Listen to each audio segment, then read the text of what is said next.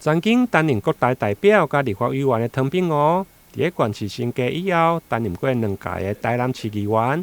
即届因为共选区的议员洪玉峰查领助理费被判刑确定，因厝内逮捕。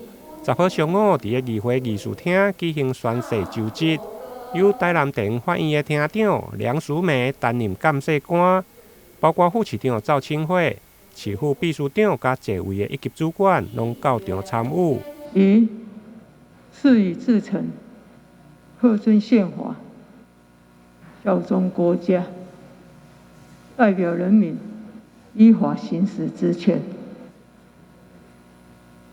不干涉司法。如为誓言，愿受最严厉之制裁。我们的谭碧娥议员递补第3届台南市议员。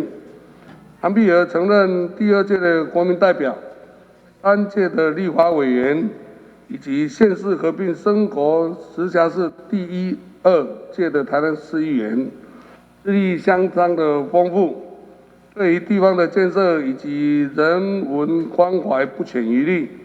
期待谭碧娥议员的加入议会团队后，让我们共同监督市政，关怀社会弱势族群，为市民谋取最大的福祉。伫个宣誓就职以后，汤炳湖马上签到。伫个亲朋好友的陪同，嘛伫议会民进党团来召开记者会。伊表示，未来将会摕准选民的寄托，袂去肖像民脂民膏。虽然这是换来的正义，但嘛是正义。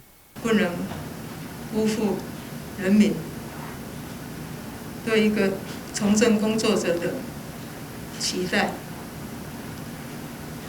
必须战战兢兢，为国家的民主发展，为地方的繁荣发展，为人民的权益来全力争取，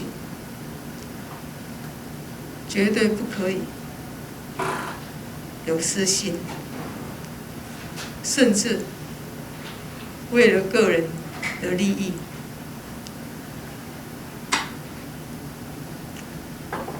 背弃人民的互托，违背党意。所谓的民膏民脂，耳奉耳入，下民易虐，上天难欺。终有一天，还是逃不过法律的制裁。进前因为受伤住院，加上住疫苗的关系，汤炳湖上午也是抱病来出席。规个人不但消散，而且讲话嘛无力无力。不但有亲戚朋友为伊唔甘，民进党团的总召刘美山嘛特别代表党团来献花，欢迎汤炳湖回来党团。台南新闻林根采访报道。